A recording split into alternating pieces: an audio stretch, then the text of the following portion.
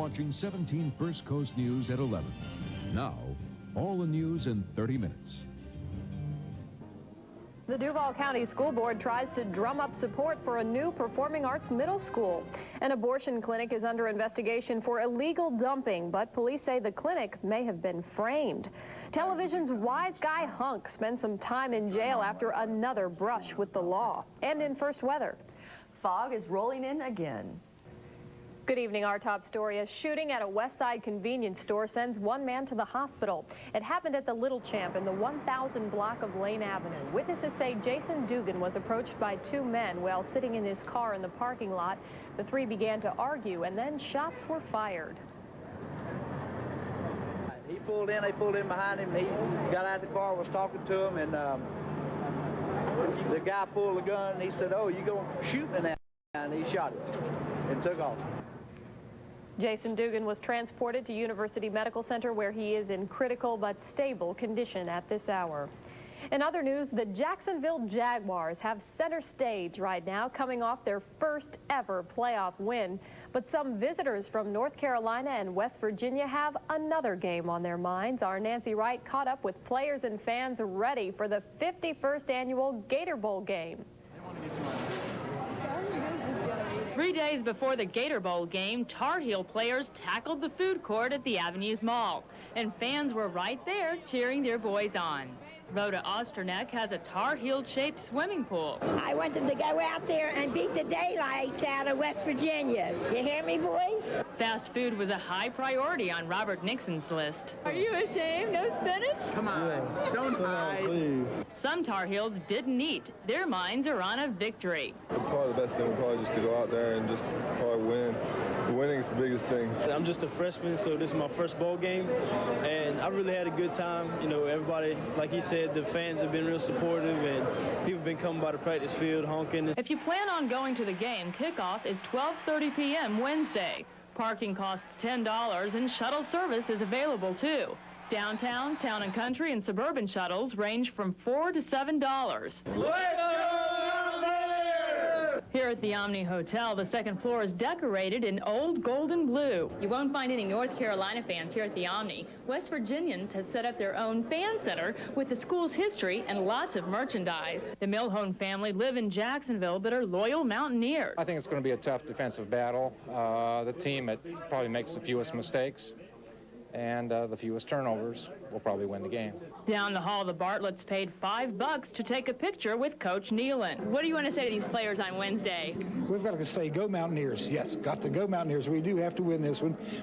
With photographer Rebecca Sosa, Nancy Wright, 17 First Coast News.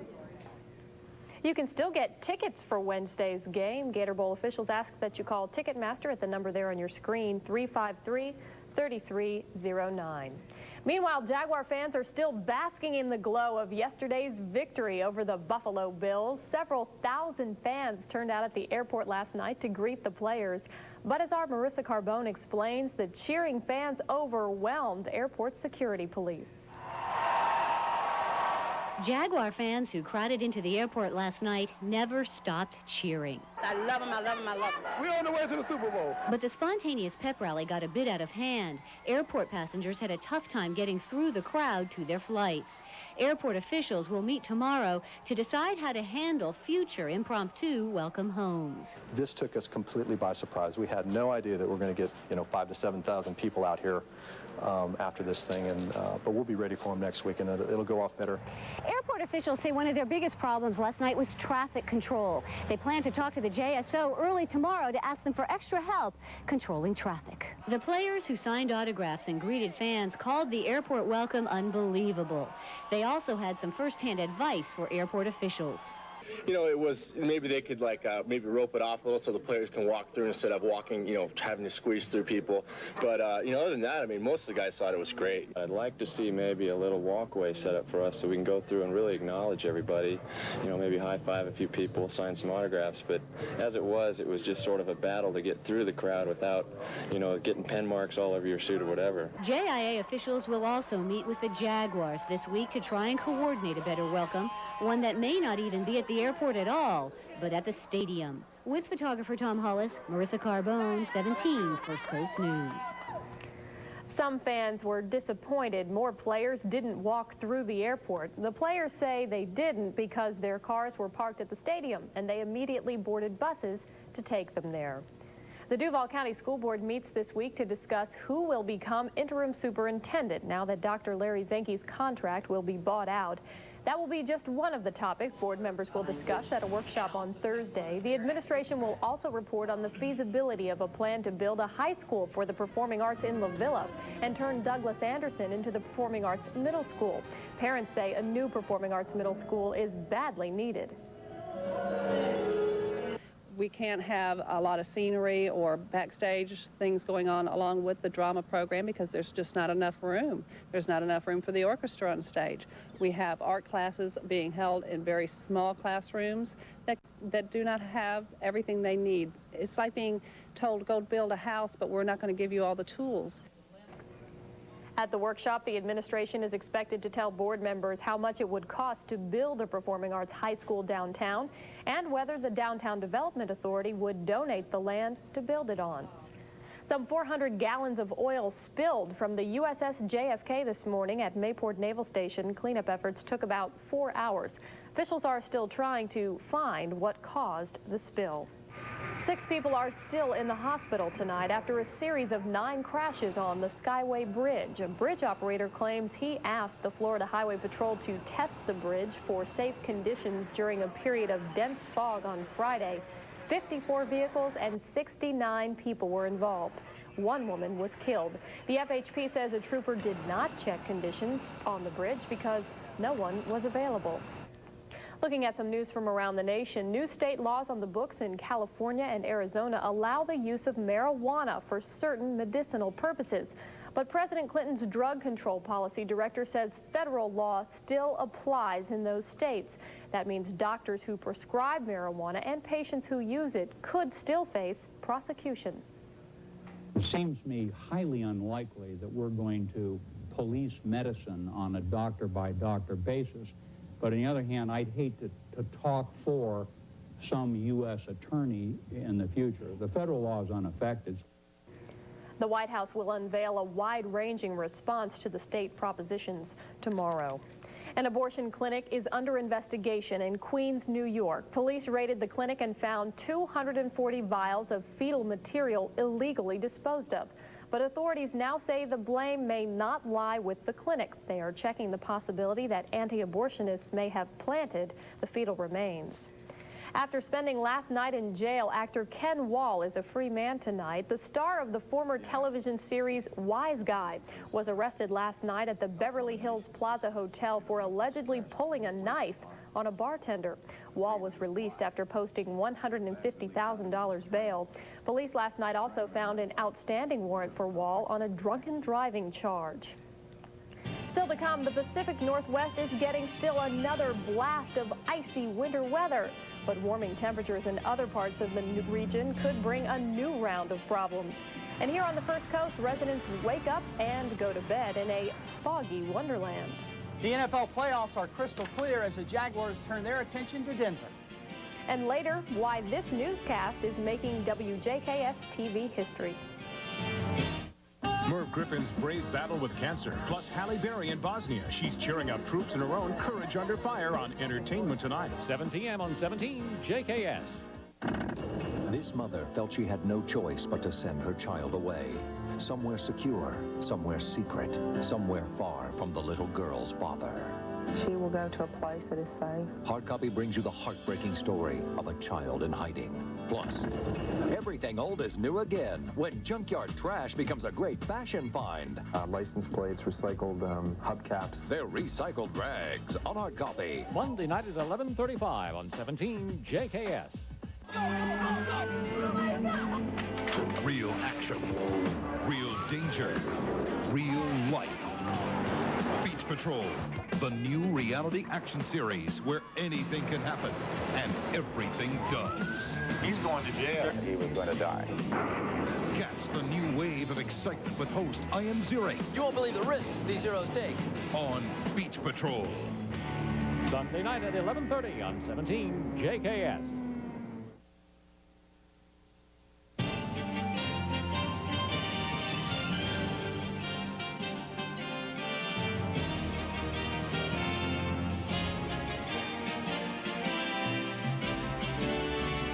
A nice start to the new year for two Florida Lotto players. Tickets from Miami and Port St. Lucie will split a $10 million jackpot. The winning numbers 13, 26, 30, 35, 36, and 48. No winner in Georgia, and the jackpot rolls over to $8 million. The combination 3, 12, 25, 34, 40, and 46. The Pacific Northwest is getting pummeled by a blast of snow, freezing rain, and ice. The latest storm has reclosed some roads that were shut down by Thursday's storm. The storm also knocked out power to many residents. Today, warmer temperatures in some parts of the Northwest began melting some of the snow, but that's not good news. As temperatures rise, the danger of flooding increases. But on the opposite end of the nation, unseasonably warm weather is blamed for a major water main burst in Pittsburgh. A 6-inch line broke in the early morning. The situation worsened when a Pittsburgh Public Works dump truck drove over the break and caused it to grow into a huge sinkhole.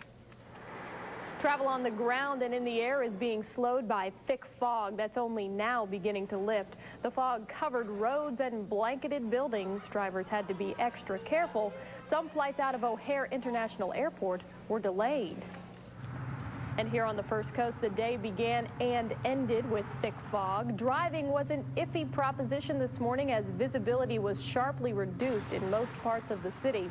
There was no increase in accidents, however, as drivers took caution and slowed down. There's still some heavy fog out there tonight as well. It is really dense out there, especially right along the river. Visibility's down to 0. We also have fog out at the airport. Taking a look at our current conditions from the north side. We have fog with a temperature of 58 degrees. Humidity is at 58%. Winds now out of the east at 3 miles an hour, and we have a rising barometer. Let's go ahead and check out tonight's forecast. The fog continues as overnight lows tonight drop from 52 to 57 degrees. Out at the beach, you will have an overnight low of 59. Elsewhere across the country, down in Miami today, they had the warm spot for the nation's high at 87 degrees. Contrast that with Minot, North Dakota, where their wind chill dropped all the way down to 70 degrees below 0. Marie showed you some of the pictures from out west. Well, here's a look at how it looks right now on radar. A lot of rain and snow continuing throughout portions of California, Oregon, and Washington. Maximum wind gusts in Oregon today was up to 110 miles an hour. The rain will continue out there for tomorrow. We're going to see a few flurries flying along the Great Lakes, and it looks like a bit of moisture beginning to move out of the Gulf. So some showers possible for Pensacola, mixed in with a few thunderstorms. This will all stay west of us. If you're going to be traveling, though, out into the Panhandle, Pensacola has the best chance of getting wet. Fairly mild temperatures across the country for tomorrow. Teens for the Arrowhead of Minnesota. That sounds cold, but actually that's quite mild for this time of year. Here in the Sunshine State, Daytona Beach tomorrow at 73 degrees, Melbourne 75, Tallahassee 76, Pensacola at 69 degrees.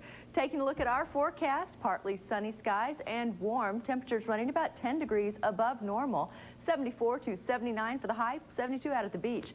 If you're heading out on the waters tomorrow, our winds will be out of the southeast at 10 knots with just 2-foot seas. Fairly smooth inland waterways and a flat surf. Here's the rest of the week. Plenty of sunshine.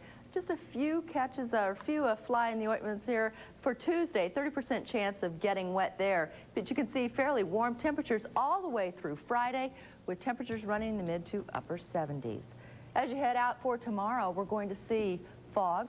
Once again, we've been saying that quite often these days. Temperatures running in the 50s. You expect that to linger again tomorrow as it did today? It may, and on New Year's Eve, you want to drive carefully. It looks like we could have the fog again then. Okay, thanks a lot, Kristen. Well, around the First Coast, we're used to talking about big cats, as in the jaguars, but that doesn't mean there aren't little cats. A kind of kitten that never grows up is making its public debut this weekend in Fort Worth. These cats weigh just 3 to 3.5 pounds full grown. Their breeder says they're the world's first toy cats. A woman who raises the unusual kitties says she's been offered $100,000 for the sire. Still to come, week 2 of the NFL playoffs is now set, and the head Jaguar says he won't let the Gator Bowl get in the way. Mike explains that and more coming up next in sports. You never know what will happen when it's live. Are we on the air? Live with Regis and Kathy Lee. Hey! 9 a.m. on 17 JKS. Rosie's got the biggest stars for you. You'll be laughing the whole show through. Next, Rosie. Moi. It's Rhea Perlman and Danny DeVito, plus Hootie and the Blowfish and Vicki Lawrence. That's the lights went out in Georgia. Next, Rosie. It's a daytime dang box with a bang starts knock on the mystery door. It's all that and more. She's all that. Monday morning at 10 on 17 JKS. On the next Entertainment Tonight, exclusive, Merv Griffin talks for the first time about his brave battle with cancer that nearly took his life. What was your reaction when the doctor first told you about this? Disbelief. The tabloids had him at death's door. Now the TV mogul comes to us to set the record straight. So here I am. Then Halle Berry in Bosnia. She's cheering up the troops in her own Courage Under Fire on Entertainment Tonight. Monday night at 7 on 17 JKS. On the next Extra, you never know when they're coming. But this man claims animals can. Animals knew more than their multi-million-dollar black boxes. See how his unusual earthquake prediction theory has shaken up the U.S. government. I think they were embarrassed that it did work. Then, a new poll asked, what is glamorous? Is it tall, short, blonde, or brunette? It's more an inner sense of confidence. America's answer will surprise you. The story's on Extra. Monday night at 7:30 on 17 JKS.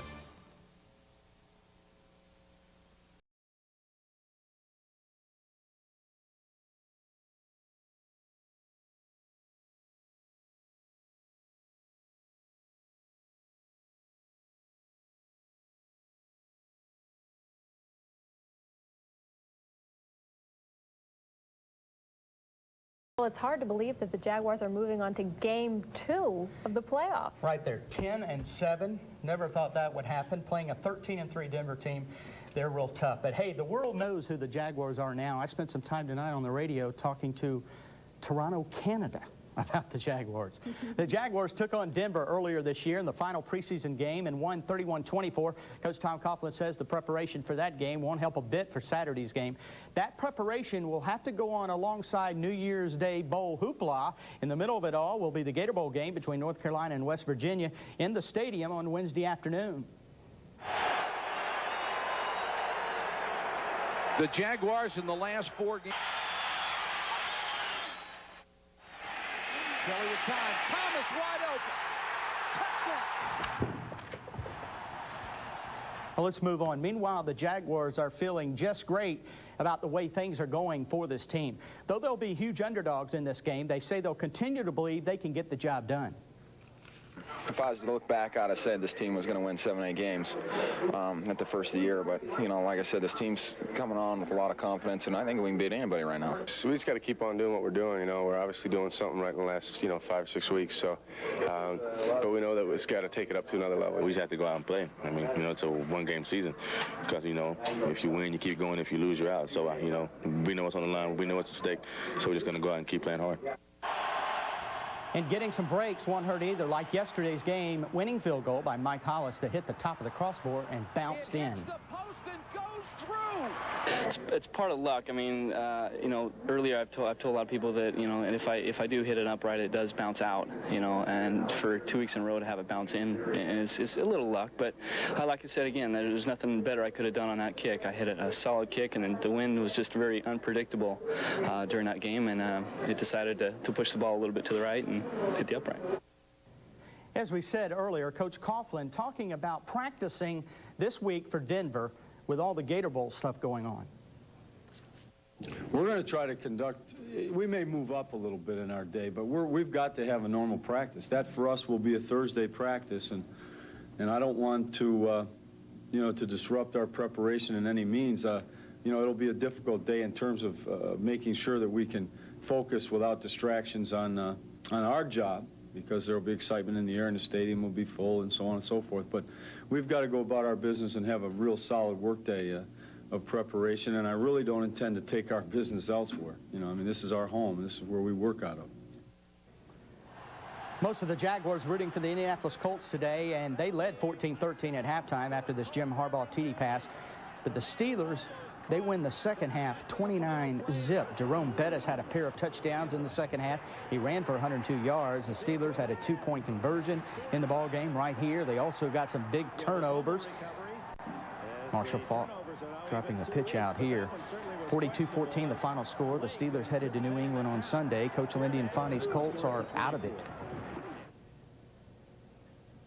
Our guys in that room in there that such a gallant season that you know, had to end this way, and I feel badly for those players in there, but you know, like I told them, I still believe that we belonged in this thing. We battled and played hard enough to get ourselves in it. We just didn't make the next step, but you got to give all the credit to Pittsburgh. They're a fine football team. Philadelphia traveling to San Francisco to play in rain-soaked 3Com Park. The 49ers draw first blood. Steve Young calls his own number, takes it in from 9 yards out, 7-0. The 49ers build the lead to 14-0 in the third quarter. Steve Young hits Jerry Rice on this 3-yard TD pass. The Eagles would have their chances, but 2 turnovers inside San Francisco's 20, and a missed field goal would prove to be costly. The 49ers too tough today. They take the NFC wildcard 14-0. They head to Green Bay next Saturday, and the playoffs are set for weekend number 2. San Francisco, Green Bay, the first game on Saturday. Jacksonville at Denver. That's a 4 o'clock start in Denver. And on Sunday, Pittsburgh at New England, and Dallas is at Carolina. The Associated Press has named Buffalo Bills defensive end Bruce Smith the NFL's Defensive Player of the Year. He got 56 of 93 votes. Carolina linebacker Kevin Green had 19 votes and was second.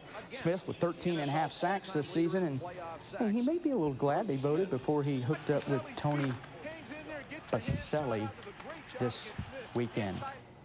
In the Alamo Bowl tonight, it was Iowa winning the ball game over Texas Tech 20-0 in the fourth. And in the NBA tonight, the Miami Heat won their 14th straight road game, 95-94 over the Bucks. Tim Hardaway scored a season-high 36 points. And now we look forward to the Jaguars at Denver, and you never know. Who knows what could happen? We never expected to make it this far, right? Well, stay with us, and we'll tell you why this newscast is historic.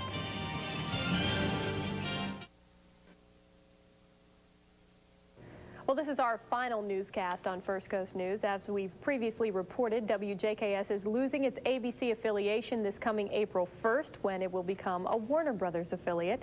Station management says keeping a local news department just isn't economically viable. Until April 1st, though, you can still enjoy World News Tonight and all your favorite news magazines, Primetime Live, Turning Point in 2020 here on Channel 17.